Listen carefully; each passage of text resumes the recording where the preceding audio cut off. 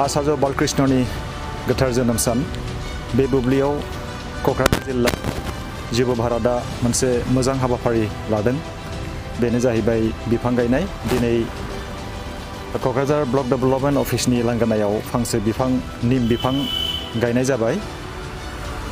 बे हाबाफारियाव बाहागो लानो मोननानै आं गोजोननाय मोनदों लोगोआव दङ जोंहा बिडिअ निर्जय सार आरो राहुल नार्जारी बिथां निम बिफांखौ जोङो गायोब्ला जोंनि थाखाय जायगानि प्रयोजन गैया जोंनि बिथायाव जेसेबांखि हा थाया मानो फवासे आधा बिगा जोंनि बिथायावनो जों गायनानै लानांगौ जाय बिफाङा जोंनो अक्सिजेन होयो जेरै देबदारु दङ निम बिफां दङ बेफोरखौ जोङो बयबो गायनानै लानांगौ आरो बेखौ गायनो थाखाय आसलते जोंनो अकेजननि प्रयोजनबो थानाङा फांसे बैसोगोरा बिफाङा जोंनो 5.3 लाख रांनि अक्सिजेन होनो हायो फांसे बैसोगोरा बिफाङा जोंनो 10.5 लाख रांनि एयार पल्यूशन कंट्रोल खालामनायनि गोहो होनो हायो फांसे बैसोगोरा बिफाङा जोंनो 32.1 लाख रांनि फिथाइ बिबार बिलाइ बेखौ जोंनो होनो हायो नाथाय जों बेखौ रावबो सांग्रां नङा फांसे बिफांनिफ्राय जोङो थाइजौ फिथाइ जायो बे थाइजौ फिथाइया जोंनि देहानि थाखाय मा मावो थाइजौखौ जों बाजाराव फानो थाइजौ बेगरखौ जों जायो बेफोरनि हिसाबखौ जों आसलते लाया नाथाय जोङो साननो गोनां फांसे बिफाङा जोंनि थाखाय बिराद बेसेन गोसा बेनि अनगायै फांसे बिफाङा दाउमा दाउसा मोसौ मोसानो शेल्टार होयो जोंनो फार्निचार होयो दिनै आचार्य बालकृष्णनि बे गोथार जोनोम सानाव जोङो साफ्रोमबो गाव गावनि न'खराव गाव गावनि अफिसनि लांगोनायाव जुदि बिफां गायनायनि हाबाफारि लादोंब्ला जोबोरै मोजां बेयो जोंनि मोनसे कालचार जानांगौ बिफां गायनाया जों बयनिबो मोनसे कालचार जानांगौ आरो आङो बुंनो सानदों जे बर'नि जि हारिमु जोंनि हारिमुवा आयुर्वेदजों गोथौवै सोमोन्दो दंमोन जोंनि गोदोनि बिबै बिबौ बिमायं बिसोर जोंनो फोरोंलांदों बिफां बिलाइ रोदा रुदुखौ जानांगौ जेरै खिफि बेन्दों मानिमुनि खारौ खान्दाय बिबार दिंखिया बेफोरखौ जायोबा जोंनि देहाया थिग थायो माखासे बेरामा हामो दा बेफोरखौ आसलते जोंनि गेजेराव मोनसे रिभलिउसन नांगौमोन सासे मोजां दैदेनगिरि नांगौमोन बेफोरनि जाहोनाव जोंनि गेजेराव कमिउनिकेशन गेप जादों आरो दानि लाइमोन सेंग्रा सिख्लाफ्रा दानि समाजा गोदान समाजा आयुर्वेदनि जि गोनांथि बेखौ बावलांनो हमबाय दिनै आचार्य बालकृष्णनि दैदेननायाव आरो स्वामी रामदेवनि जि दैदेननायाव मोनसे रिभलिउसन फैदों बे रिभलिउसना किन्तु आयुर्वेदनि मोनसे गोनांथिखौ जोंनि गेजेराव सांग्रांथि लाबोदों जोबनायाव आङो साफ्रोमबो रायजो राजाफोरखौ खावलायगोन जोङो बिफां गायनो थाखाय अकेजन जों नागिरनाङा बिफां गायनो थाखाय जों जायगा नागिरनाङा जोंनि न'आवनो टाबनि सायाव मोनसे फिसा जायगायाव जाय बिफाङा जाय बिबारा जोंनो अक्सिजेन होयो बेखौ जों नायबिजिरनानै बिफां गायनांगौ जोंनि थाखाय जोबोरै मोजां जागोन माने बे जोंनि इक'लजिकेल बेलेन्स लाखिनायनि थाखाय बे संसाराव थांनानै थानांगौनि थाखाय बिफाङा जोंनि थाखाय बयनिबो थाखाय जिब जुनार दाउसिन दाउला बे मुलुग संसारनि थाखाय बयनिबो थाखाय गोनां दं दा बिनि डिटेल्सखौहाय जोंना सारा बुंलांबाय दा नोंथांनि जेखि सोंनाय जे जोंनाहाय जेनाखि 27 एप्रिल बे 27 एप्रिलनिफ्राय जोंना मानगोनां आसामनि governor doctor professor Jagdish Mukhi साराहाय बिटिसिनि खुंनायनि हाबाफारिखौ लादों आरो बे खुंनायनि हाबाफारिखौ मोननाय लोगो लोगोनो साराहाय जे जोंनि बे मिथिंगाखौहाय सोमखोरै लाखिनांगौ मिथिंगाखौ मोजां लाखिनांगौ बेखौ लोब्बा लाखिनानै बिथाङाहाय जोंखौहाय बिटिसि ओनसोलाव साख्रि मावनाय बा साख्रि मावनाय गोबांथार आफादफोर गोबां एनजिअफोर दं गोबांथार माने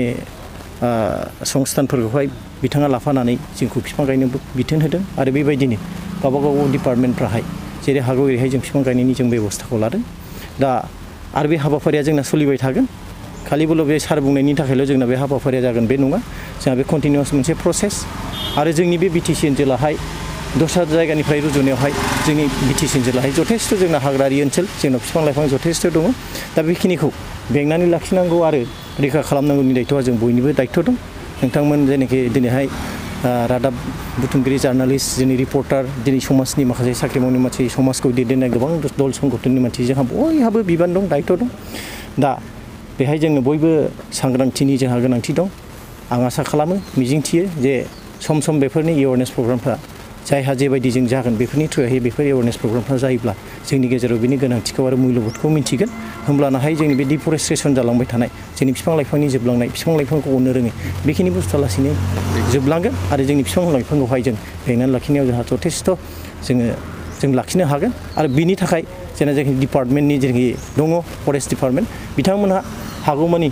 अहरह खस्थ' खालामदों सेस्था खालामदों नाथाय जेसेबांखिनि जोंहा फरेस्ट डिपार्टमेन्टनि मानसिफोर थानांगौमोन जोंनि एरियाखौ नायनानै हयथ' बिथांमोना थोजोबाखै जानो हागौ ओंखायनो जोंनि माखासे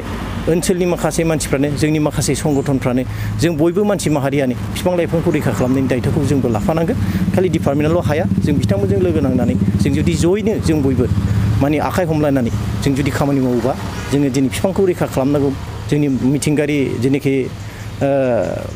सम्पति बेखौ जों रैखा खालामनांगौ बेखिनिखौ जों जुदि थांखि लानानै जुदि जों बयबो आवगायबोयो जों निसय हागोन आरो बे जोंनि ओनसोला बिटिसि हालामाहाय सोमखोर मोनसे माने हालाम हिसाबै जाफुंसारगोन आरो बेयाव गासैबो दाउसिन दाउला जिब जुनार जों मानसि माहारि बयबो मोजाङै मोनसे इक'लजिकेल बेलेन्स माने मोनसे मोजां परिबेसाव जों थांनानै थानो होननानै आं मिजिंथियो बे जोंनि इक'लजिकेल बेलेन्स लाखिनायनि थाखाय बे संसाराव थांनानै थानांगौनि थाखाय बिफाङा जोंनि थाखाय बयनिबो थाखाय जिब जुनार दाउसिन दाउला बे मुलुग संसारनि थाखाय बयनिबो थाखाय गोनां दं दा बिनि डिटेल्सखौहाय जोंना सारा बुंलांबाय दा नोंथांनि जेखि सोंनाय जे जोंनाहाय जेनाखि 27 एप्रिल बे 27 एप्रिलनिफ्राय जोंना मानगोनां आसामनि governor doctor professor Jagdish Mukhi साराहाय बिटिसिनि खुंनायनि हाबाफारिखौ लादों आरो बे खुंनायनि हाबाफारिखौ मोननाय लोगो लोगोनो साराहाय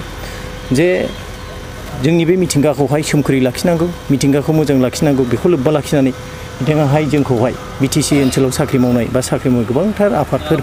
गोबां एनजिअफोर दं गोबांथार माने संस्थानफोरखौहाय बिथाङा लाफानानै जोंखौ बिफां गायनो बिथोन होदों आरो बेबायदिनो गावबा गाव डिपार्टमेन्टफ्राहाय जेरै हागौ ओरैहाय जों बिफां गायनायनि जों बेबस्थाखौ लादों दा आरो बे हाबाफारिया जोंना सोलिबाय थागोन खालिबोल' बे सार बुंनायनि थाखायल' जोंना बे हाबाफारिया जागोन बे नङा जोंहा बे कन्टिनिउआस मोनसे प्रसेस आरो जोंनि बे बिटिसि ओनसोलाहाय दस्रा जायगानिफ्राय रुजुनायावहाय जोंनि बिटिसि ओनसोलाहाय जथेस्थ' जोंना हाग्रारि ओनसोल जोंनाव बिफां लाइफां जथेस्थ' दङ दा बेखिनिखौ बेंनानै लाखिनांगौ आरो रैखा खालामनांगौनि दायथ'आ जों बयनिबो दायथ' दं नोंथांमोन जेनाखि दिनैहाय रादाब बुथुमगिरि जार्नालिस्ट दिनै रिपर्टार दिनै समाजनि माखासे साख्रि मावनाय मानसि समाजखौ दैदेननाय गोबां दल संगठननि मानसि जोंहा बयहाबो बिबान दं दायथ' दं दा बेहाय जोङो बयबो सांग्रांथिनि जोंहा गोनांथि दं आं आसा खालामो मिजिंथियो जे सम सम बेफोरनि एवारनेस प्रग्रामफ्रा जायहा जेबायदि जों जागोन बेफोरनि थ्रुयै बेफोर एवारनेस प्रग्रामफ्रा जायोब्ला जोंनि गेजेराव बिनि गोनांथिखौ आरो मुल्यबोधखौ मिन्थिगोन होमब्लानाहाय जोंनि बे डिफरेस्ट्रेसन जालांबाय थानाय जोंनि बिफां लाइफांनि जोबलांनाय बिफां लाइफांखौ अननो रोङै बेखिनि बुस्थुआ लासैनो जोबलांगोन आरो जोंनि बिफां लाइफांखौहाय जों गायनानै लाखिनायाव जोंहा जथेस्थ' जों लाखिनो हागोन आरो बिनि थाखाय जेना जोंनि डिपार्टमेन्टनि जेनाखि दङ फरेस्ट डिपार्टमेन्ट बिथांमोनहा हागौमानि अहरह खस्थ' खालामदों सेस्था खालामदों नाथाय जेसेबांखिनि जोंहा फरेस्ट डिपार्टमेन्टनि मानसिफोर थानांगौमोन जोंनि एरियाखौ नायनानै हयथ' बिथांमोना थोजोबाखै जानो हागौ ओंखायनो जोंनि माखासे ओनसोलनि माखासे मानसिफ्रानो जोंनि माखासे संगठनफ्रानो जों बयबो मानसि माहारियानो बिफां लाइफांखौ रैखा खालामनायनि दायथ'खौ जोंबो लाफानांगोन खालि डिपार्टमेन्टआल' हाया जों बिथांमोनजों लोगो नांनानै जों जुदि जयैनो जों बयबो माने आखाइ हमलायनानै जों जुदि खामानि मावोबा जोङो दिनै बिफांखौ रैखा खालामनांगौ जोंनि मिथिंगायारि जेनाखि सम्पति बेखौ जों रैखा खालामनांगौ बेखिनिखौ जों जुदि थांखि लानानै जुदि जों बयबो आवगायबोयो जों निसय हागोन आरो बे जोंनि ओनसोला बिटिसि हालामाहाय सोमखोर मोनसे माने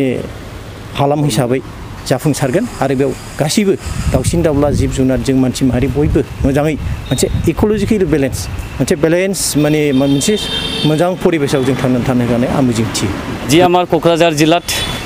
অনলাইন ক্লাছ 15 ডেজ আমি ভৰি দিছোঁ এইটো হ'ল আমাৰ একচুৱেলি নিজৰ শৰীৰ চৰ্চাৰ কাৰণে যিটো আমাৰ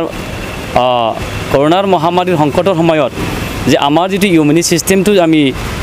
সক্ৰিয় কৰিব লাগিলে আমাক এটা যোগাৰ প্ৰয়োজন আছে যিটো যোগাৰ থ্ৰুৱেদি আমি যিটো মহামাৰীৰ পৰা আমি হাত সাৰিব পাৰোঁ গতিকে মই সকলো ৰাইজক অনুৰোধ কৰিছোঁ যিহেতু আমি কোকৰাঝাৰ জিলাত যুৱা ভাৰতৰ নেতৃত্বত আজি তাৰিখলৈকে আমি শিকাই আছোঁ আৰু অনাগত সময়লৈকে আমি শিকাই থাকিম বুলি আপোনালোকক মই আশ্বাস দিছোঁ আৰু নিশ্চয় আপোনালোকে আমাৰ লগত যোগাযোগ কৰিব আৰু দ্বিতীয়তে মই ক'ব বিচাৰিছোঁ যিটো আমাৰ আজি যিটো 4 আগষ্ট আমাৰ আয়ুৰ্বেদ শিৰোমণি আচাৰ্য বালকৃষ্ণজীৰ যিটো জন্ম তিথিৰ লগত আমি জড়িত হৈ কামটো কৰিলোঁ এইটো নহয় যে আমি গছ অকল গাড়িলেও নহ'ব গছক বচাই ৰখাটো আমাৰ নৈতিক কৰ্তব্য বুলি মই ভাবোঁ আৰু আমাৰ যিমান জাতীয় সংগঠনসমূহ আছে যেনে আমাৰ বিভিন্ন ধৰণৰ জাতীয় সংগঠনক মই অনুৰোধ কৰিছোঁ আপোনালোকে আমাৰ যদি বনাঞ্চল বা আমাৰ যিটো আয়ুৰ্বেদ যিটো আমাৰ মেডিচিনেল প্লান্টটো আমি বচাই ৰাখিব লাগিলে এটোৰ ওপৰত আমাৰ বহুত এটা কৰিবলগীয়া কাম আছে বুলি মই ভাবোঁ যিকোনো সংগঠনে আপোনালোকে আয়ুৰ্বেদৰ ওপৰত বেছিকৈ গুৰুত্ব দিয়াৰ কাৰণে মই অনুৰোধ কৰিম আৰু মেডিচিনেল প্লান্ট যদি আমাৰ প্ৰাকৃতিক সৌন্দৰ্যৰ ওপৰত যদি আমি কাম কৰিবলৈ সুযোগ দিওঁ নিশ্চয় আমাৰ এই যিটো মহামাৰী আমাৰ অঞ্চলত বা আমাৰ যিটো পৰিৱেশৰ লগত তেখেতে নিশ্চয় মানে যুঁজিব নোৱাৰিব বুলি ভাবোঁ